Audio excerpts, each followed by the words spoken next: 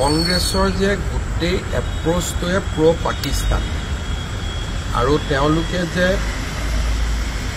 ভাৰততকৈ পাকিস্তানৰ লগত তেওঁলোকৰ সম্পৰ্ক বেছি, এই নিযুক্তিটোৱে তাকে আকৌ এবাৰ প্ৰমাণ কৰিব।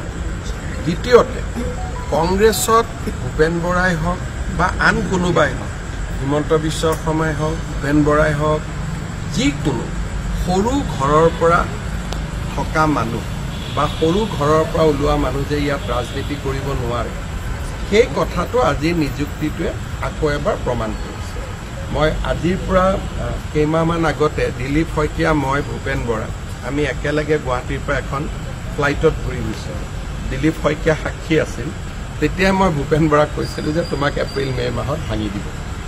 আৰু আজি অলপ আগতে দিলীপ শইকীয়াই মোক ফোন কৰিছে যে দাদা আপুনি কেনেকৈ গম পাইছিলে। কাৰণ তেওঁলোকে যেতিয়া এটা সময় থাকে, যেতিয়া পাৰ্টিটো ভাঙি যায়, তাক ভাল কৰাৰ কাৰণে আপোনাৰ মোৰ দৰে সাধাৰণ ঘৰৰ মানুহক ব্যৱহাৰ কৰিব। যেতিয়া ইলেকশ্যন আহে, টিকেট দিয়াৰ সময় হয় বা অলপমান এটা কেণ্ডিডেটবিলাক ঘৰত অহা যোৱা কৰে, সেই সময়ত তেওঁলোকে এই নীলা তেজৰ মানুহক লগত লয়। কিন্তু আমাৰ কাৰণে এটাই ভাল যে এতিয়া 10 ছেপ্টেম্বৰত যিখিনি কথা প্ৰকাশ পাব, তাৰপিছত মই ভাবোঁ যে গৌৰৱ গগৈ এজন ব্যক্তি হিচাপে আগতে উত্তৰ দিব লাগিলহেঁতেন, সংসদ হিচাপে উত্তৰ দিব লাগিলহেঁতেন। এতিয়া গোটেই পাৰ্টিটোক লৈয়ে ডুবিব।